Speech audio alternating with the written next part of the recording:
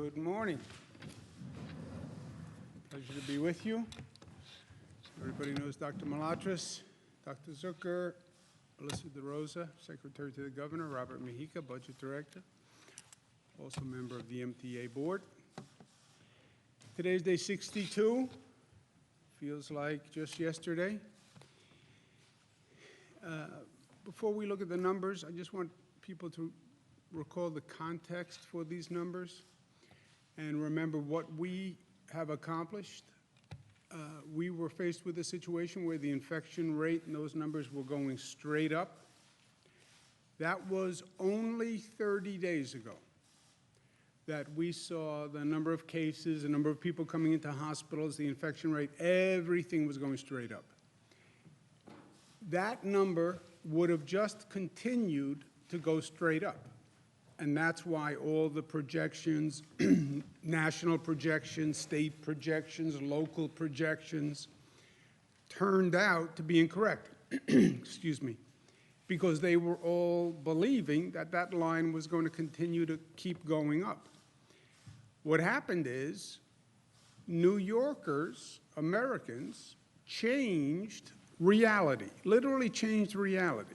They literally changed the path of the virus spread and reversed the spread, and that's what the closed down procedures did, that's what the masks have done, that's what the socially distancing has done. And New Yorkers and all across this country, you saw that number change from that up trajectory to the downward trajectory. That shift in the trajectory reduced by about 100,000 the number of New Yorkers who would have been hospitalized. 100,000 hospitalized. To be hospitalized, you have to be seriously ill. A portion of those 100,000 would have passed away. So all this inconvenience, all this turmoil, for what? To keep 100,000 people out of hospitals. That's for what? And the 100,000 people into hospitals would have overwhelmed the hospital system, would have been chaotic. That's where Italy was. And a number of those 100,000 would have died. So remember that context. And not just for the retrospective, but for the prospective. Our past actions changed the past trajectory. Our present actions will determine the future trajectory. It is that clear. It is cause and effect. You tell me what we do today, I will tell you the number of people sick tomorrow. So every day we get up, every day everyone says, oh my gosh, I have to do this again. Yes, but what you do today is going to determine the number of sick tomorrow. And New Yorkers have continued to do what they have to do, and you see that number of hospitalizations dropping. And that is all good news. And that is a credit to the community and the social conscience and the responsibility of New Yorkers. The question now is, as we're on the decline, how fast is the decline and how far is the decline? How low will the number actually wind up? Right now, we're at about 1,000 new cases per day, okay, in the 900s. 954, 933, 970, 973. That's 4 days. The day before that, it was 1,076. That looks like the number is flattening, is plateauing at about 900, 1,000 cases. 3, 4 days, 5 days, if you want to say, between 900 and 1,100. That is still too high a number of new cases to have every day. It's not where we were. It's a lot better than where we were, for sure. But 1,000 new cases every day is still a very high infection rate. It's still a burden on the hospital system. So we now want to take it to the next level. Let's drill down on those 1,000 new cases. Where are they coming from?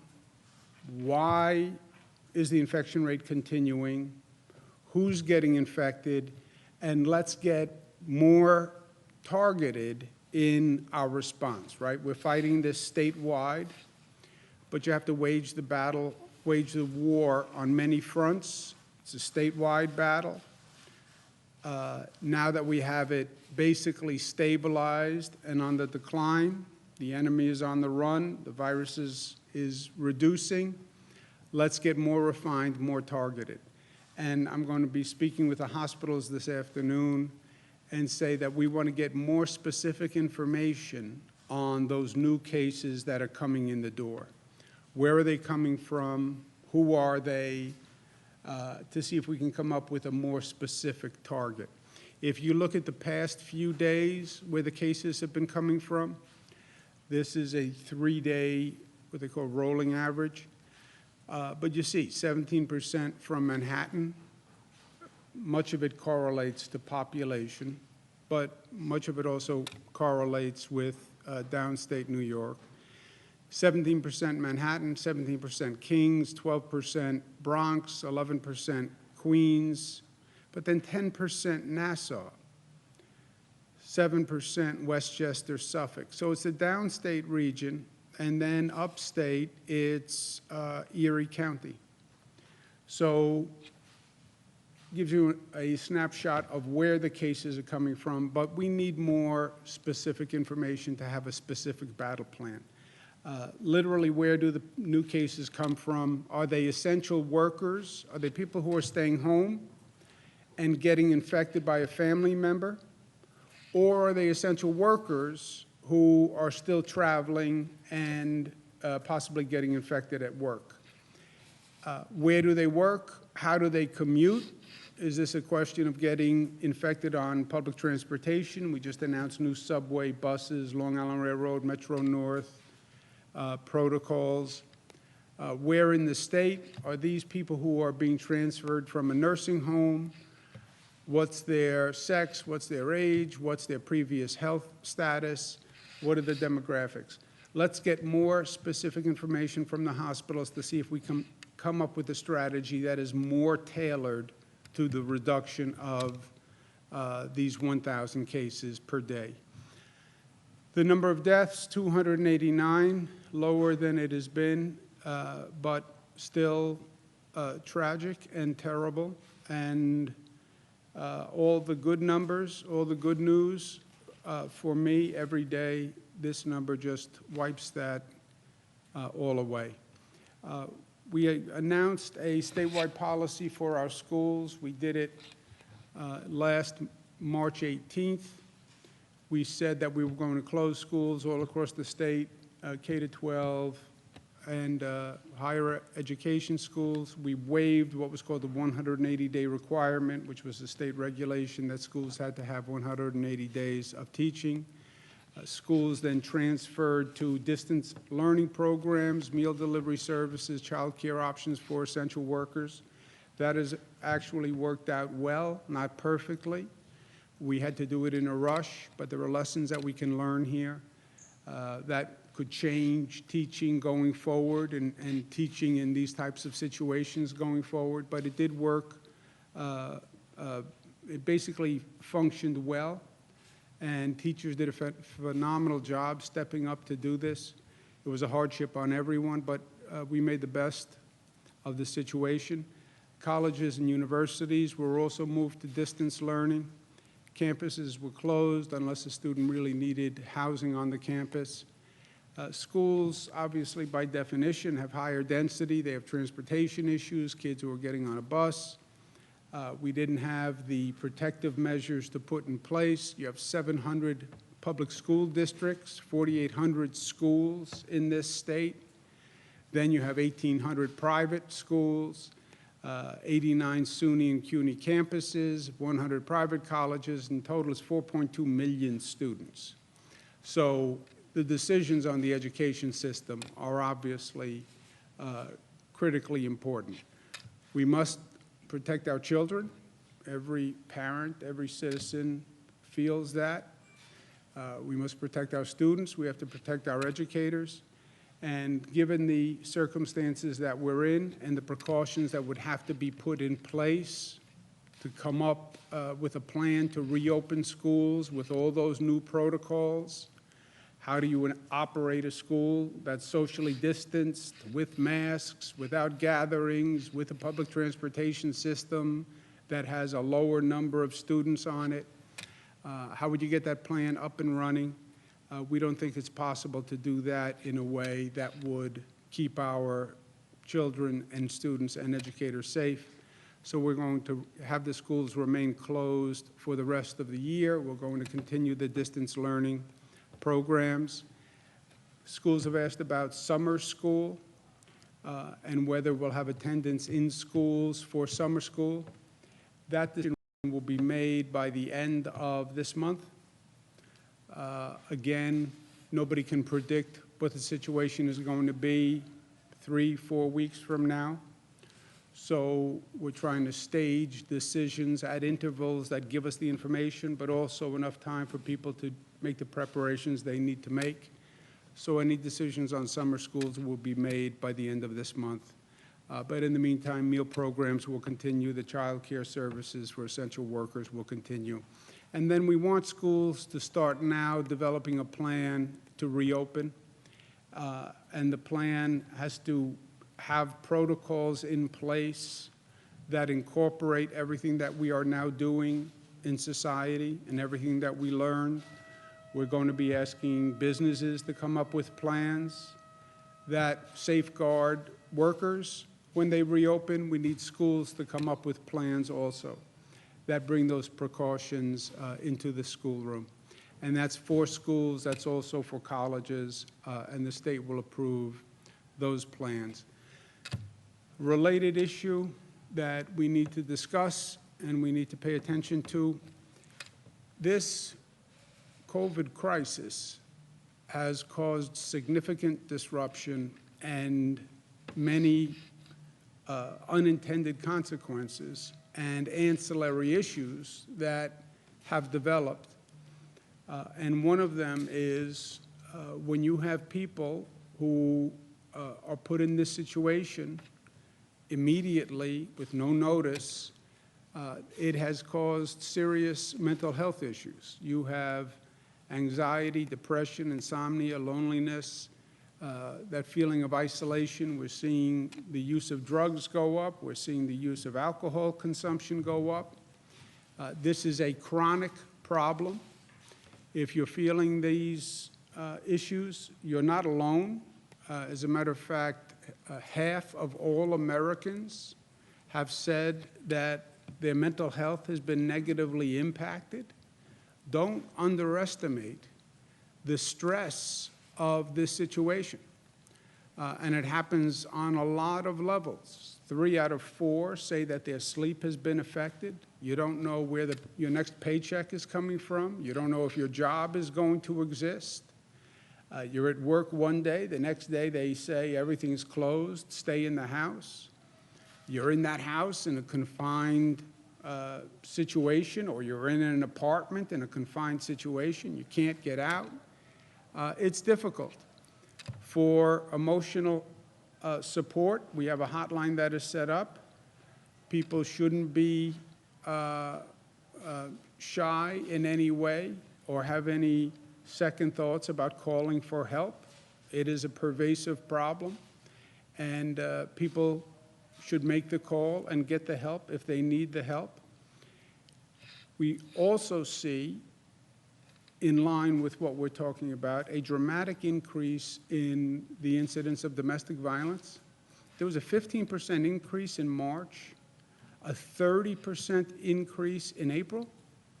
That's March is when this started, 15%, April, 30%. That is a frightening rate and level of increase. Again, New Yorkers in need, we have a domestic violence helpline, 844-997-2121. You can call, just discuss the issue. You don't have to give your identity. You don't have to say where you live. But people who need help should reach out. There is no shame in reaching out and saying, I need help. This is a national epidemic. It's a statewide epidemic. Ask for help, and we're here to help. We're especially concerned about these issues for frontline workers. I mean, just think about what the frontline workers are going through. Think about what the healthcare workers are going through. They're working extended hours. They're seeing a large number of people die. They're working in very frightening situations. They're worried about their own health. They're worried if they get infected, they then have to go home, worry if they're infected, are they bringing that infection home?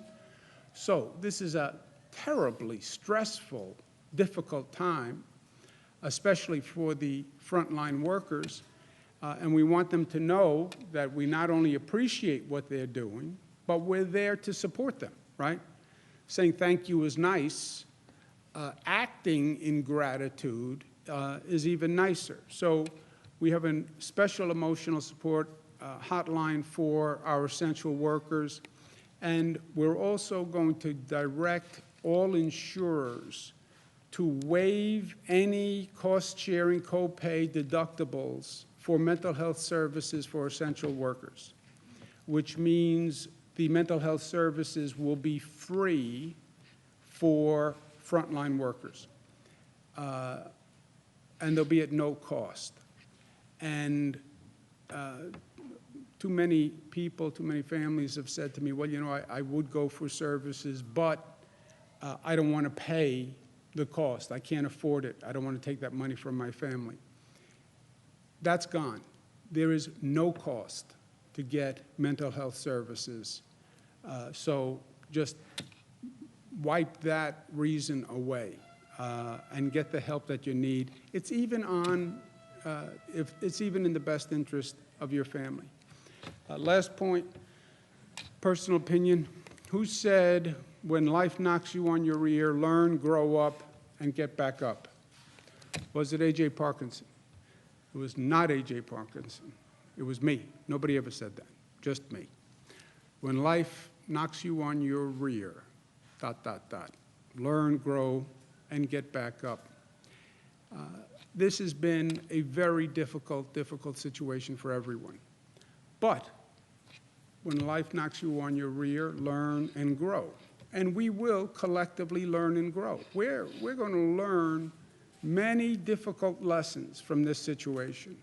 We're going to learn about public health threats that we never saw before, we never heard of, we never really anticipated, we never actualized. Everyone talked about global pandemics and that possibility, but you know what? Until it happens, people don't really get it. Our hospital system and how that works and how it works in an emergency, how teleeducation works, how telemedicine works, how you keep society functioning during an emergency, how you communicate to people the dangers of a situation without panicking people, because you still need essential workers to come out and do their job. You don't want to panic people where they say, I'm not leaving the house. But you need to communicate the facts so people act responsibly. How do you do that in a short period of time? What do you do about public transportation?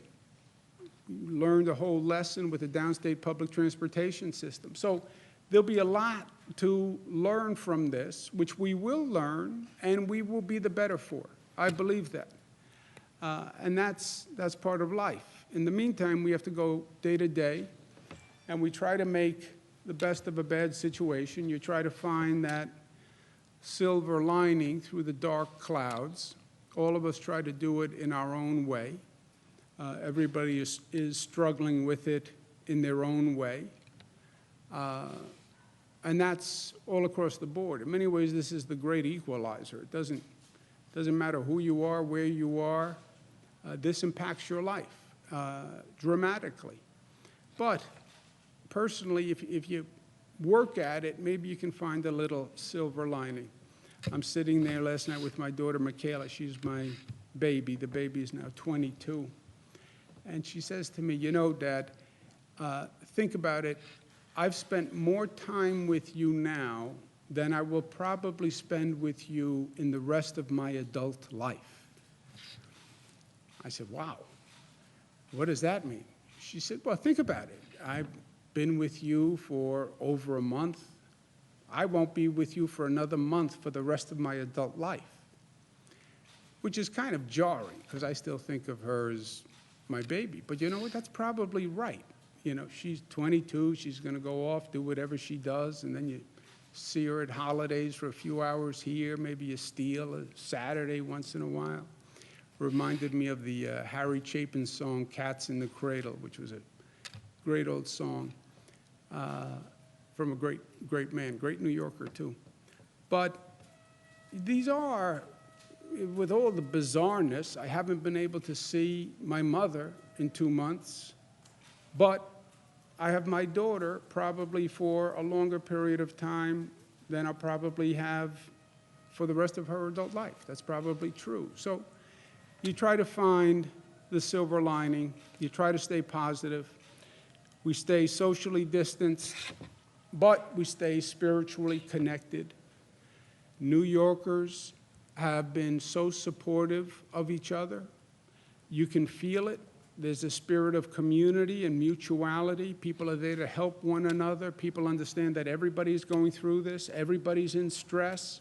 You look at the way people have complied with these rules, as annoying as they are, masks, 6 feet, this.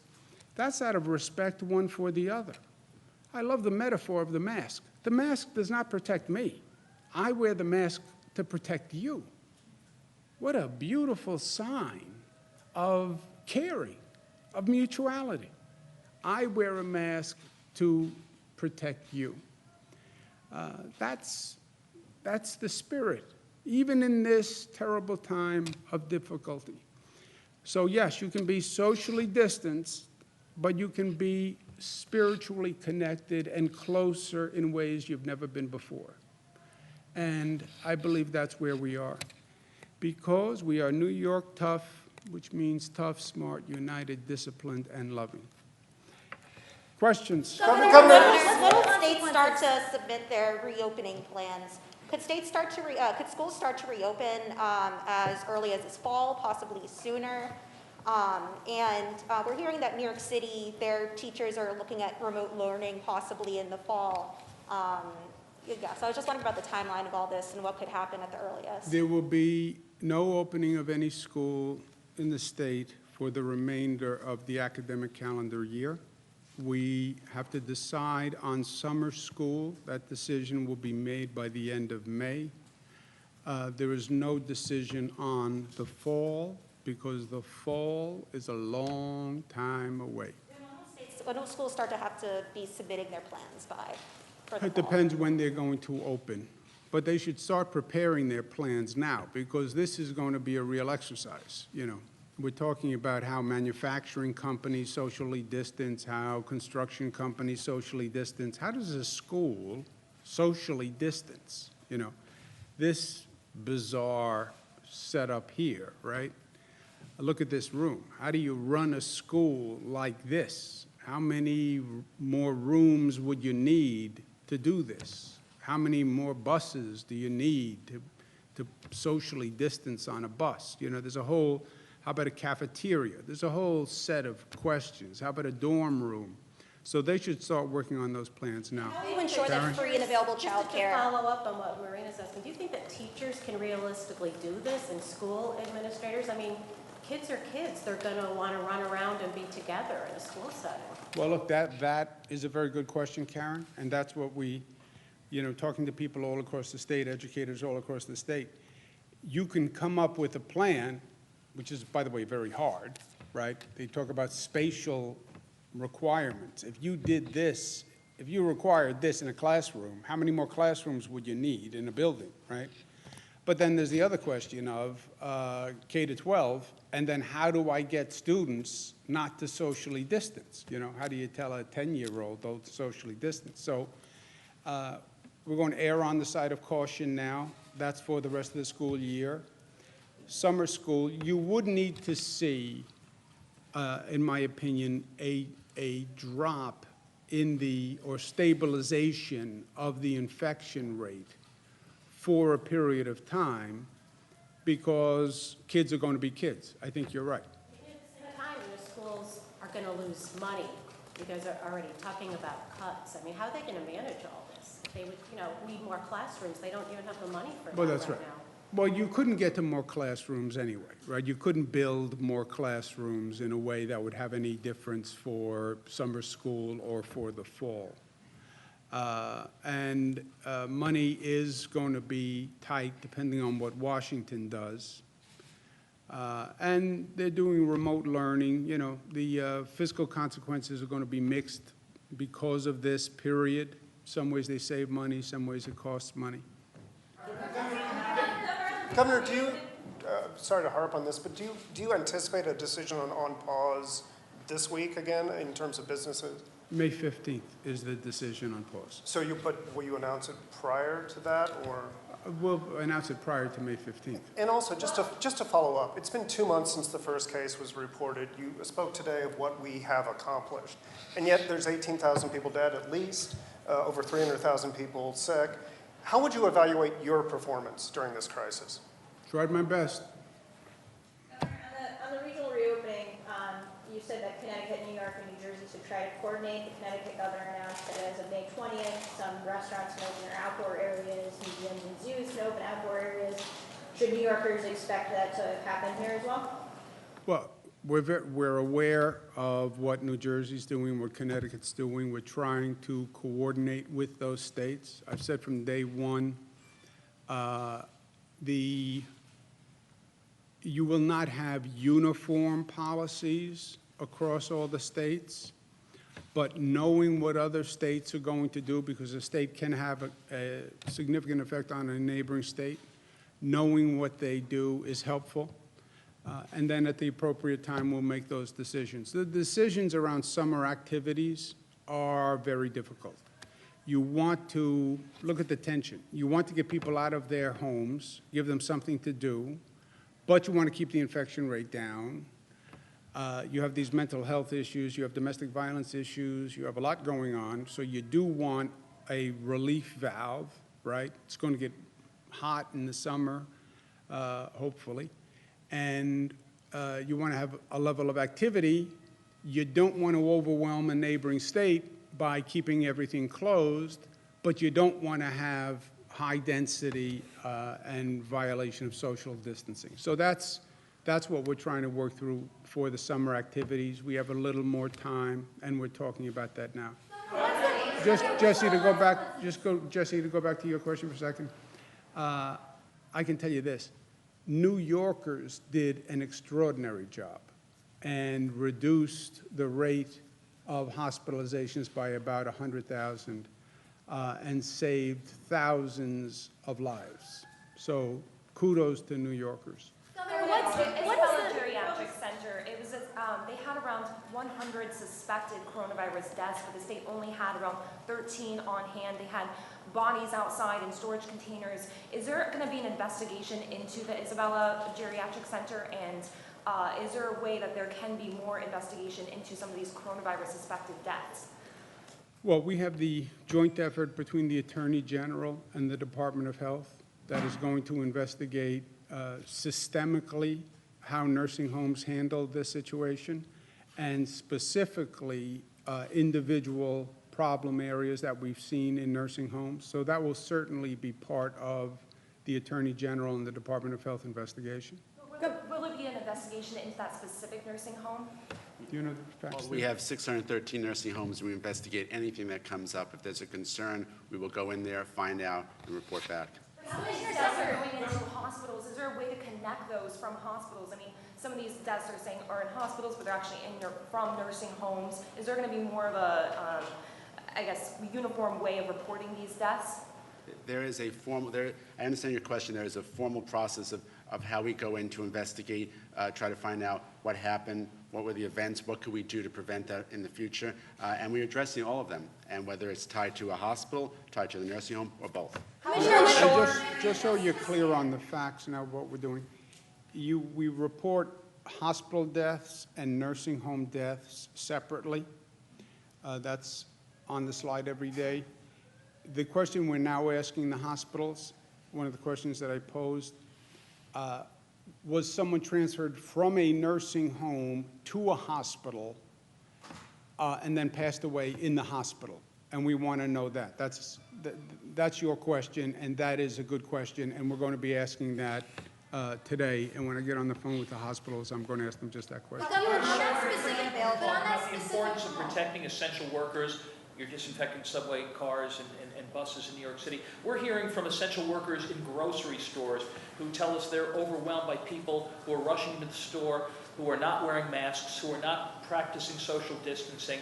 And so I guess the question is, should these stores be refusing to allow customers in who are not wearing masks? And if one of those essential employees is fearful of showing up for work, can they be denied unemployment benefits? The unemployment benefit denial, I don't know. Maybe it's a legal question. I don't know. Maybe Melissa or Rob would know, or we can check. Look, on the grocery stores, if I'm a private grocery store owner and we have these social distancing requirements in place and masks in place, I think, unless the lawyers want to argue with me, if I'm a private grocery store owner, I would deny admission to a person who is not wearing a mask. You could endanger my other patrons. You could endanger my employees. I would do that. I don't know about the behavior inside a store, you know, but I think the private grocery store owner would be in their rights. You mentioned summer school. Are you talking about for those students who failed or for everyone? Summer school, they will do remote learning. They have to continue to do meals, et cetera. We're talking about summer school attendance in the building. Could you or Bernadette? Commissioner Zucker also explain the discrepancy between the nursing home reported deaths? Because as a follow-up to Morgan's question, that specific spot, there's only 13 reported deaths from that nursing home on the COVID tracker. However, we've got a report that they had 26 or 46 deaths specific to COVID, and then potentially more in the 50s. So what's the explanation for that discrepancy, and what are the consequences for What's that? the name of this nursing home, Bernadette? It's called the Isabella Geriatric Center, and it's in Manhattan. Does anyone know? Jim? We went back and asked the nursing homes to provide more detailed data. What they were doing in some cases, and not others, confirmed plus unconfirmed cases. So what we asked them to do is go back and say what were confirmed and what were unconfirmed. So sometimes the number is higher because those are actually unconfirmed cases that they put into certain reporting.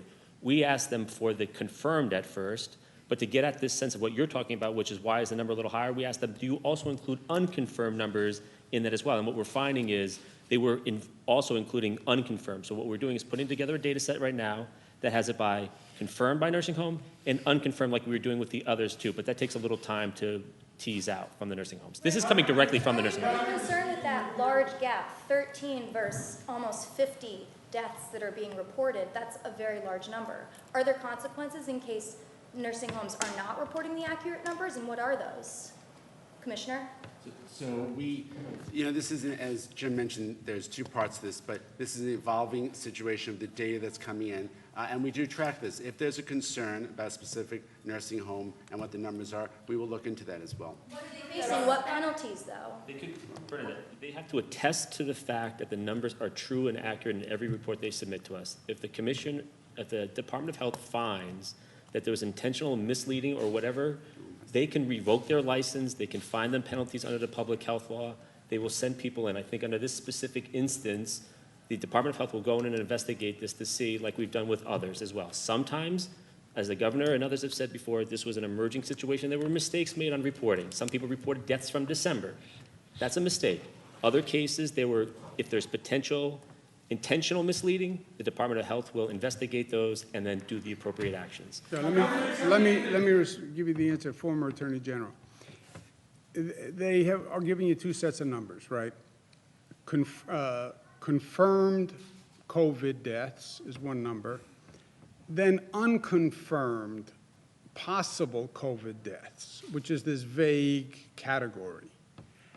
Maybe the person died of COVID, but we're not sure. So unconfirmed deaths, which is a vague category to define.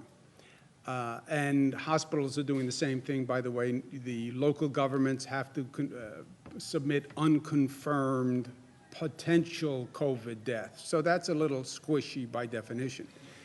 And then I can see where there's a vagueness in that category. But they submit these numbers under penalty of perjury. You violate, you commit fraud, that is a criminal offense, period. So they can be prosecuted criminally for fraud on any of these reporting numbers. John? These numbers are so high. Are you concerned, because you have been saying the past 2 months, nursing homes will be like a fire through dry grass. Are you concerned that there is this vast gap between the reporting, and also what has the state been doing the past 2 months to alleviate that? Or has this been mainly a county level thing, a facility? You can't alleviate when they put possible or probable or unconfirmed cause of death. That, by definition, you're asking them a vague question, and they're giving you a vague answer. So there's not, they could argue that's not fraud because they did not know. You're asking them for a cause of death. They're saying it's unconfirmed, it's possible, it's probable. But if they misrepresented, then you have a criminal fraud case. John? You said, Governor, regionally, you said reopening, lifting the pause order will be done on a regional basis as we shift into phase 1. So why isn't the school opening or school closure decision made on a regional basis as well? Because it's one thing to say you can figure out how to socially distance in construction, or say you can figure out how to socially distance in a manufacturing facility with adults, and you can figure out social distancing, et cetera. To say we're going to figure out that plan and put it in place in the next few weeks is virtually impossible. You know, you can't get, just think of a school facility, right? And again, go back to this room. You have 30 kids in a classroom, but with social distancing, you can only put 10 kids in a classroom. Okay, then get another 3 classrooms with another 3 teachers. I can't. Cafeteria, at lunchtime, I put 200 kids in a cafeteria. Well, now you can only put 70 kids in the cafeteria. So have them eat in 6 shifts, you know, and figure all this out and get it done in a few weeks. And make sure you don't make a mistake, because we're talking about children and we're talking about them getting infected and bringing either getting sick themselves or bringing it home. So the stakes are high. You said in the past, though, you had said in the past that you can't get to a full phase 2 of the reopening unless you have schools open from a child care standpoint. Does that mean that we won't get to a full phase 2 in any area of the state by the end of the academic year? Well, during the academic year, you would need to get to a full phase 2, the schools to be operational, right? You can't say, okay, everybody in the state go back to work, but the schools are closed. It'd be very hard for part of the workforce to do that. But you're at the end of the school year anyway here in a few weeks, right? And then you're in the summer months, and then the big question is going to be September. Are you ready to reopen the schools in September? And if you don't, then you can argue you're not going to be ready for a full business opening if you're not opening the schools in September. I think that's true. Governor, to press on Governor, that. Let me just make sure everyone asks a I have question. 2 questions. I hope you'll answer both. First off, I mean, there's a huge protest. This time, there's 2 protests going on outside. I know you can hear this time because I can hear in here. So I went and talked to them. I wanted to know what was going on.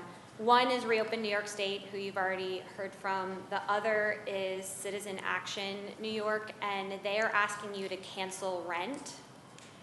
I asked the organizer how it would be funded, and she suggested that you tax billionaires. Is this idea feasible, and what is your response to that group of protesters that are lying down Washington? Yeah, look, you have protesters in front of this building on a continuing basis. You think these are protesters. You know, there's several dozen. You come when we're doing a controversial bill, we have hundreds of protesters all filling the entire building. It's like the building vibrates with the chants. And that's, in some ways, great. That's democracy. People have an opinion. Last week, you asked about the protesters who wanted everything open. The other day, you asked about protesters who wanted everything closed. That's what you get. One day it's everything open, one day it's everything closed. My point is, I get their political opinion. I get the political spectrum. I hear them. I understand why people say, liberate New York, open everything up. I understand why people say, close everything. You're going to kill my children. You know, so I get the arguments. And what I said is, this is not a political decision. Let's make a decision on the facts, et cetera. I get the people who say nobody should have to pay rent. I get that argument. I get the landlords who say, and the building owners who say, if nobody pays rent, I'm going to walk away from my building, and then it's going to be vacant, and I'm not going to pay any bills, because if they don't pay rent, I'm not paying bills, and then you're going to have collapse of buildings. What we're doing is, no one can be evicted for non-payment of rent between now and June, period. Period. If a person can't pay their rent because of the situation, they cannot be evicted. That is the law till June. That law is in effect till June. And between now and June, we'll see what happens. We'll figure it out. Then we'll figure out what we need to do in June.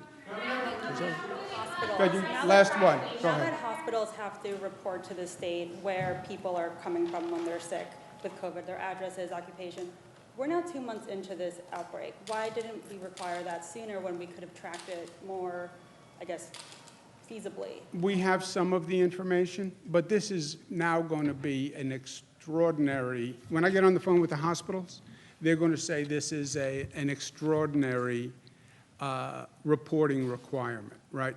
You had emergency rooms that were overwhelmed. You had administrators who were overwhelmed, working 24 hours a day.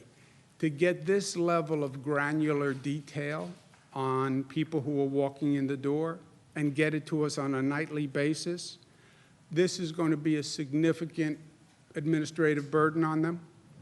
Are they essential workers? There's no such thing as an essential worker before this.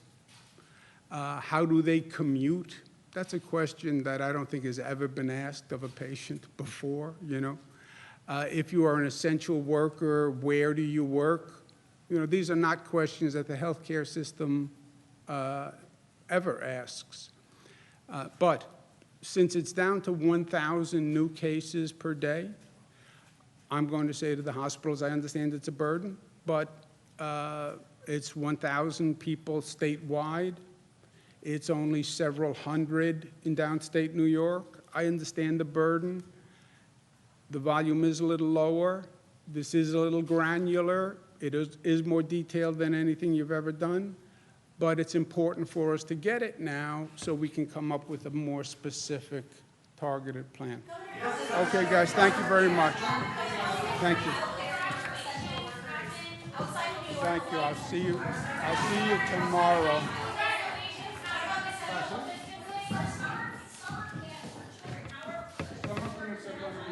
Summer camp decisions will follow the regional decisions. Whatever we do in that region will apply to the summer camp. Thank you, guys. I'll see you tomorrow.